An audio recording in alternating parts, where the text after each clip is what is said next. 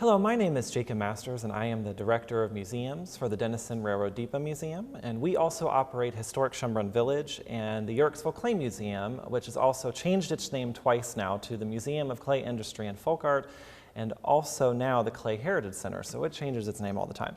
But we operate actually all three of those sites in Tuscarawas County. I would like to thank the Massillon Museum for allowing me to come and do this program, and also MCTV for this opportunity. So today I am here to talk about walking in the footsteps of American heroes. But what exactly does that mean? And before I actually get into that description, I want to read you a letter that was written to the Canteen during the 1940s.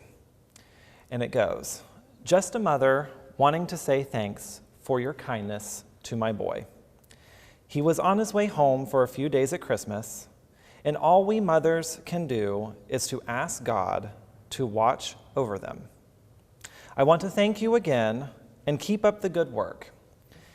It is a grand feeling to know you have made a soldier happy, and heaven will bless you 1,000-fold. Rose Rail, Kokomo, Indiana." That's just one of many letters that you're going to be hearing throughout this presentation, and many letters that we have on display at the depot and in our collections. So when I say walking in the footsteps of American heroes, that's a two-folded question, and we're going to get into why it's called that and why we say that at the depot still today.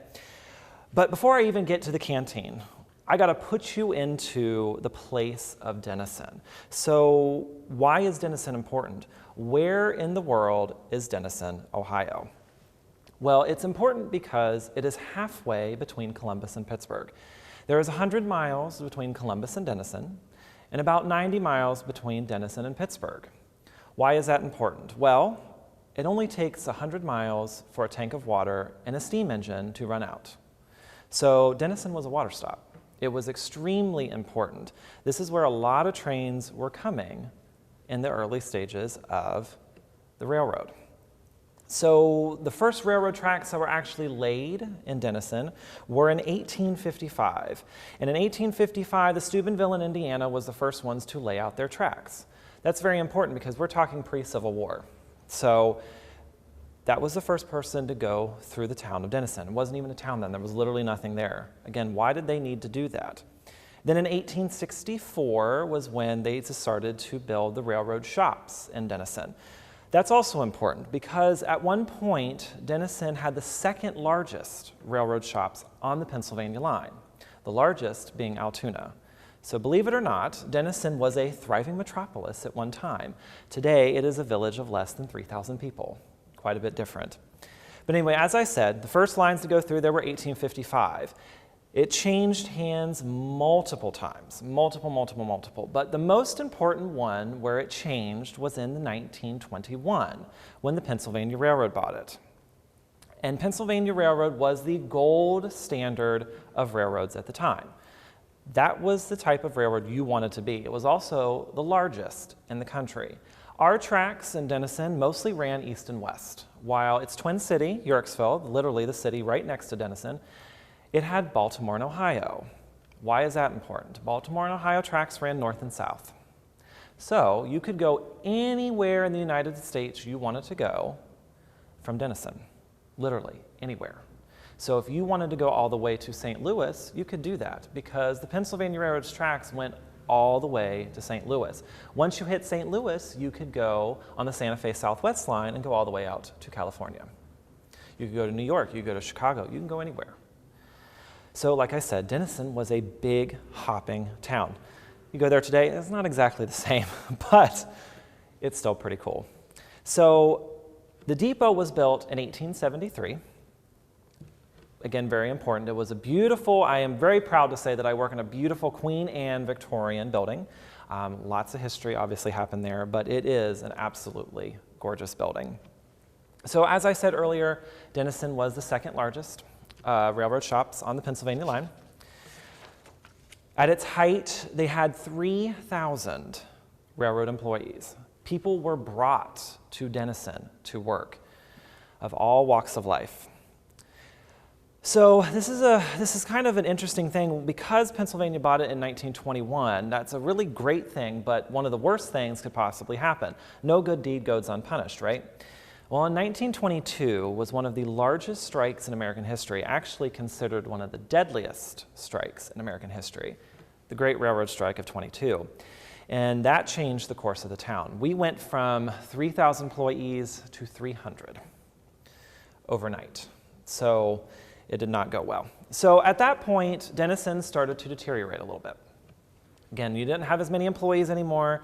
It started to slow down.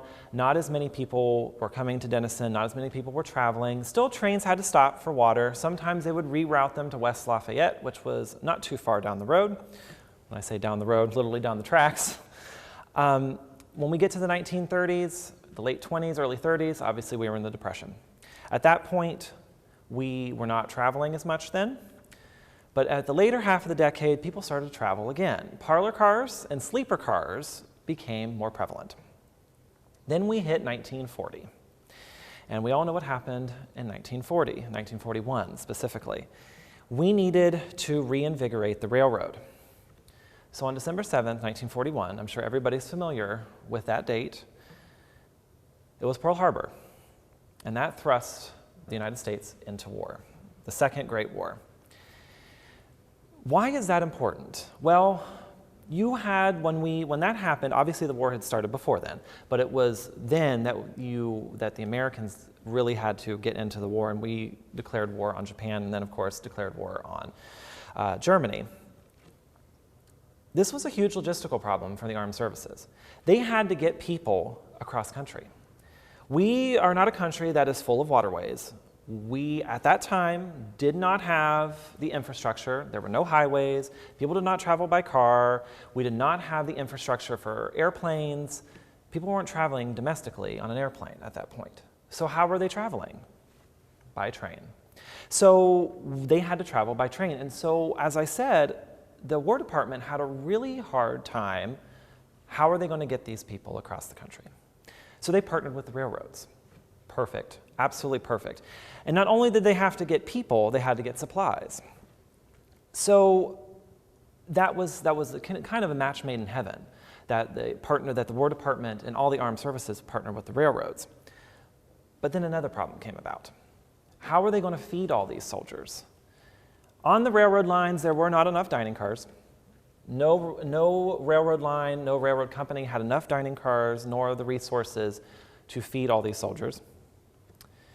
There were not enough time to stop along restaurants along the way. So canteens, trackside canteens, popped up all over the place.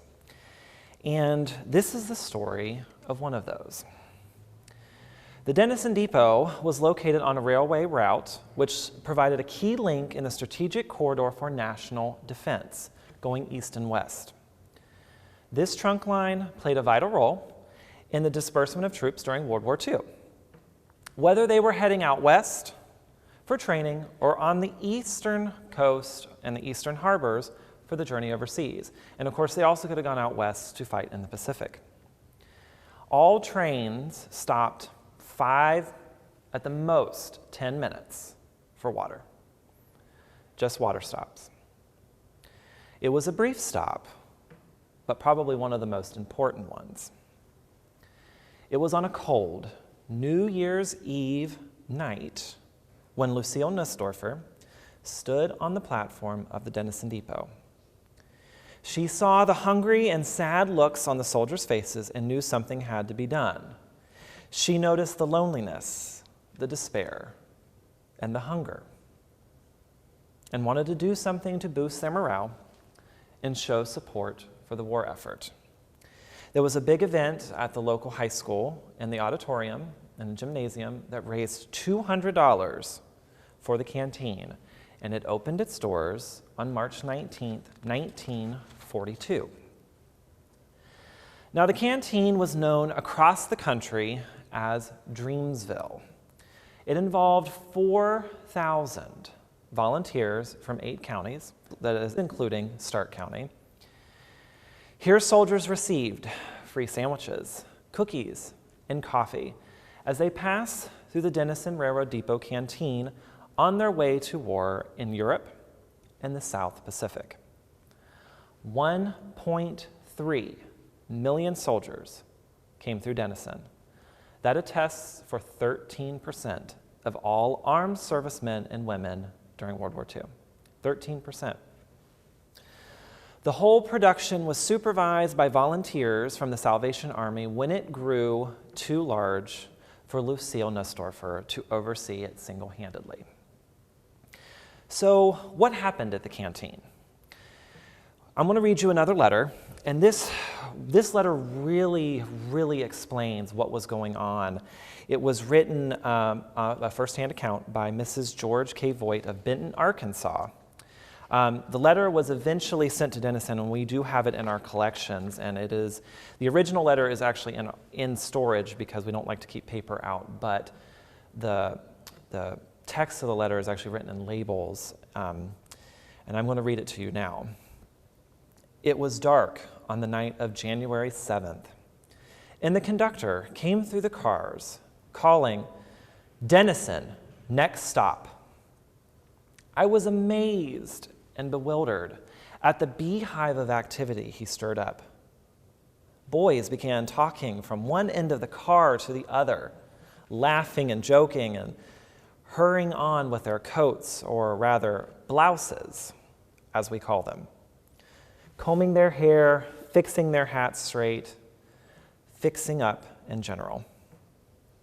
Curiosity as to what this was all about was beginning to get me down when finally, from the seat directly behind me, came the voices of two apparent newcomers to the stop. "Hey fellas, what's up?" And what an answer they got. From a half a dozen throats, each trying to talk faster than the other. "This is Dennison. Don't you know Dennison, Ohio? Why, Dennison is known from coast to coast. Good food, the nicest smiles. In fact, these people here are among the finest in the country. Come on, bud." As the train pulled to a stop, out of the darkness, the station lights were shining brightly.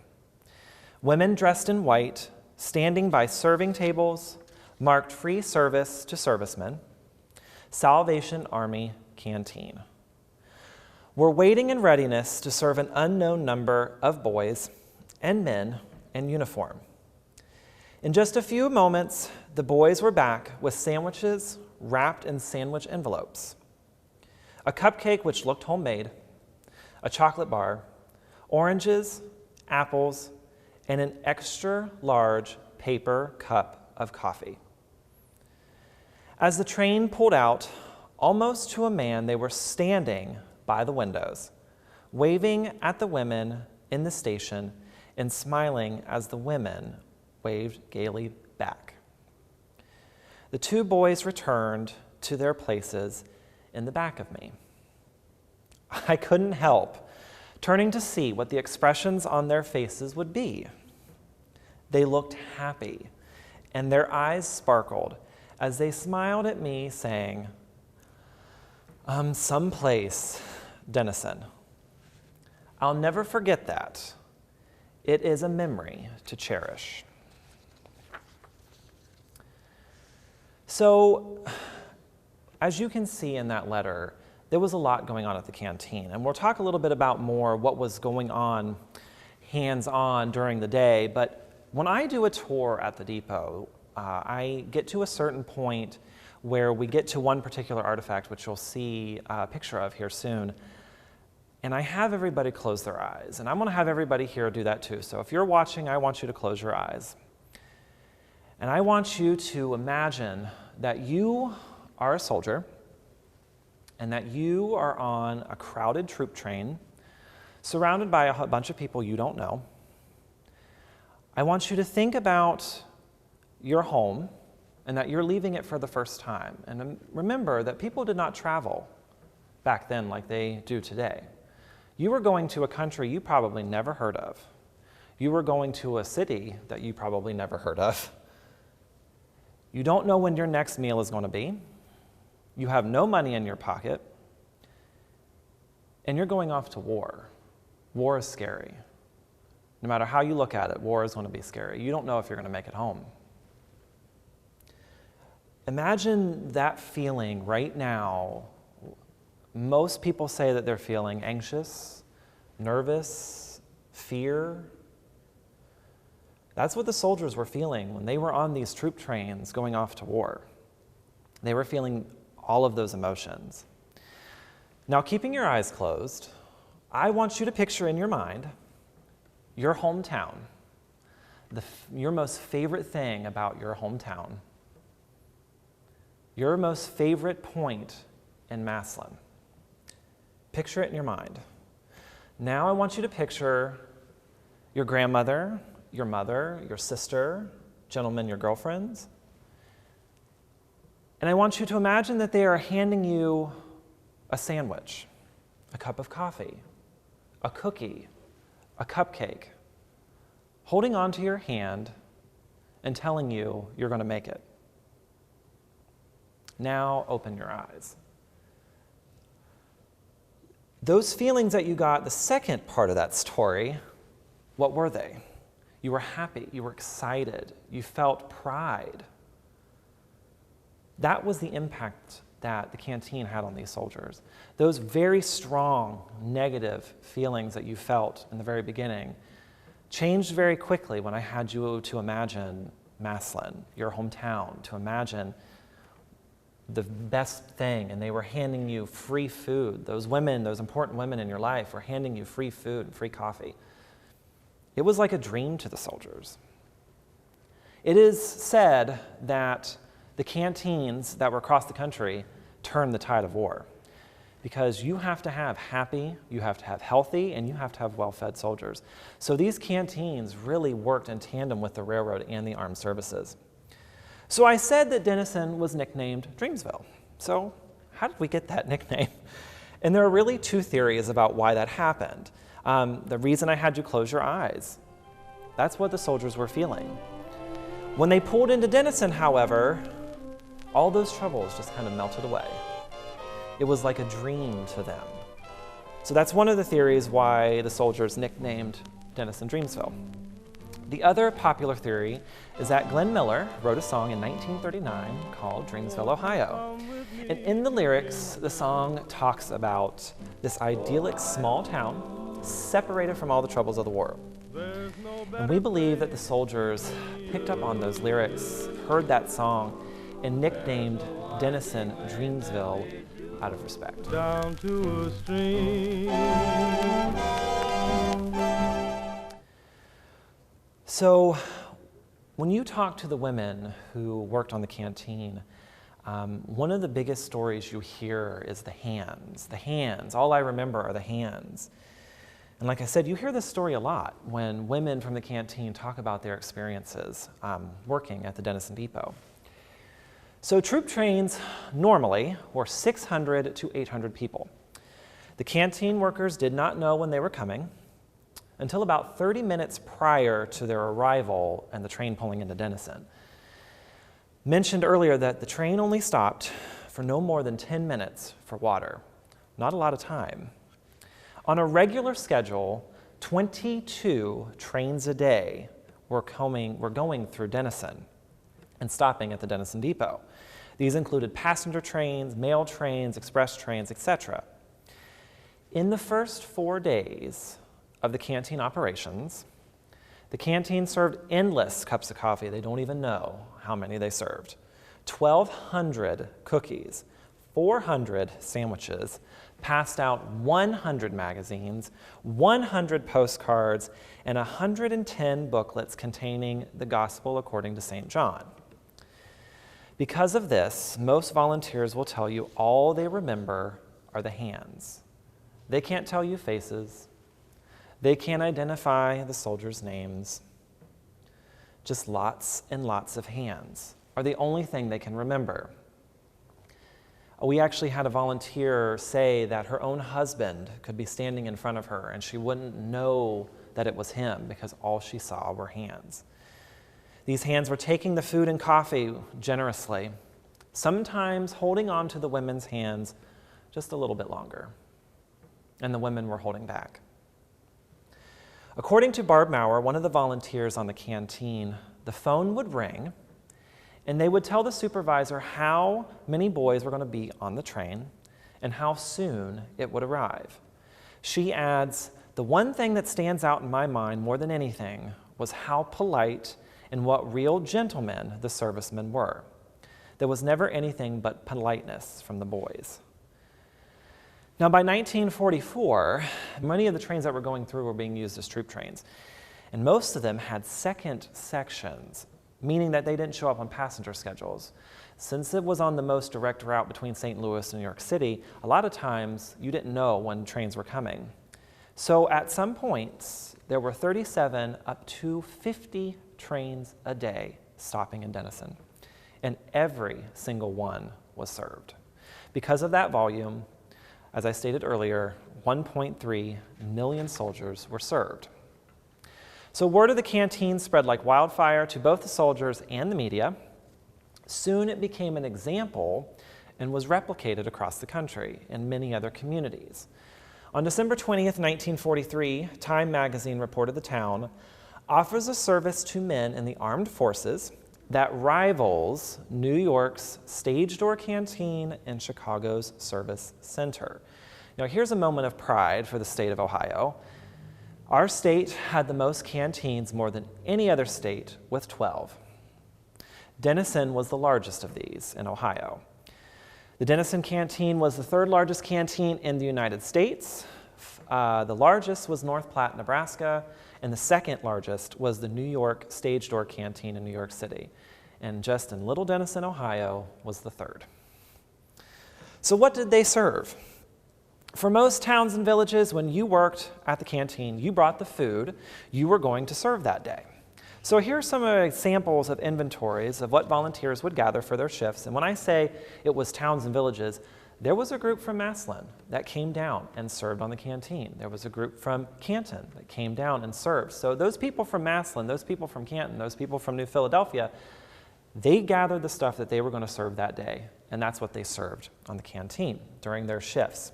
So here are two specific ones, and I'm going to read through them fast because there's a lot of information. But in May of 1942, Jeanette Hutton residents listed 55.60 in cash, 68 dozen homemade cookies, 11 pounds of assorted cakes, 16.5 assorted donuts, 9 dozen cupcakes, 6 large cakes.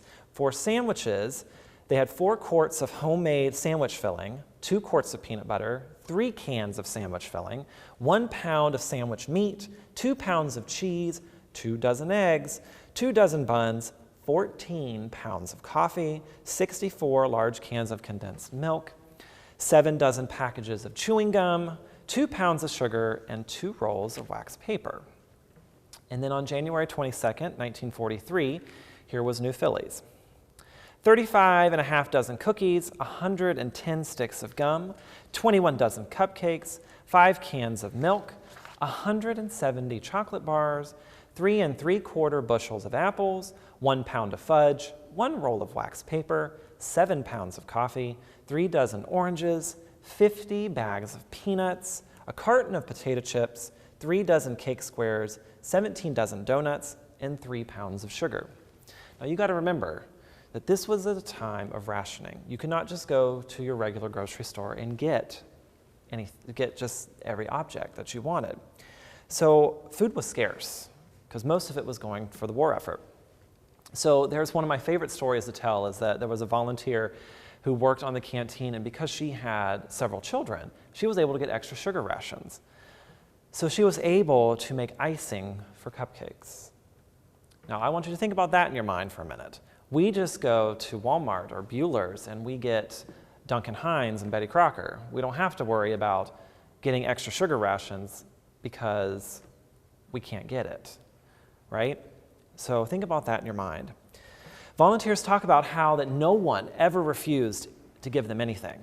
They may have been able to give them everything that they wanted, and they may not be able to give them what they asked. They always talk about how they would go to farmers and they would ask for cash from farmers, and farmers would say, well, I can't give you cash, but I can give you gallons of milk, or I can give you bushels of apples. And that was just as welcome. A little bit from a lot of people made a lot of difference. And as you can see from the list I mentioned earlier, it wasn't just good enough for the soldiers to just get a sandwich and just get a cookie and just get a cup of coffee. Magazines, cigarettes, playing cards, gum, popcorn, apples, oranges, grapes, donuts, cookies, cheese, and candy were also provided. Every imaginable homemade good was donated.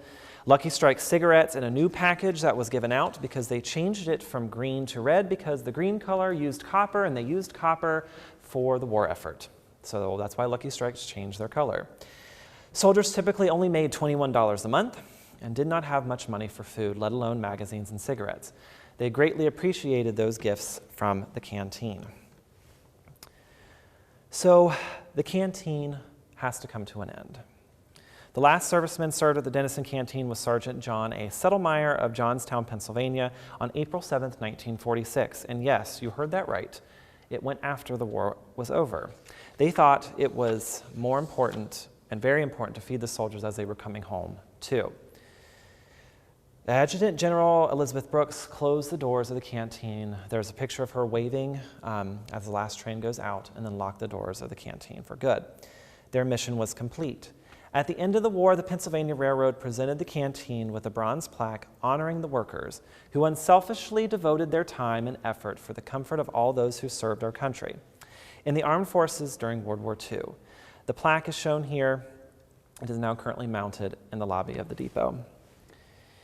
So you see the sandwich bag here. That is something that I like to talk about, where that was an original sandwich bag that was given at the 50th anniversary of World War II. There was no other testament of how powerful the canteen was other than that sandwich bag. It is kind of like the Temple of Doom artifact, that if the building was on fire, that's the one we have to get out.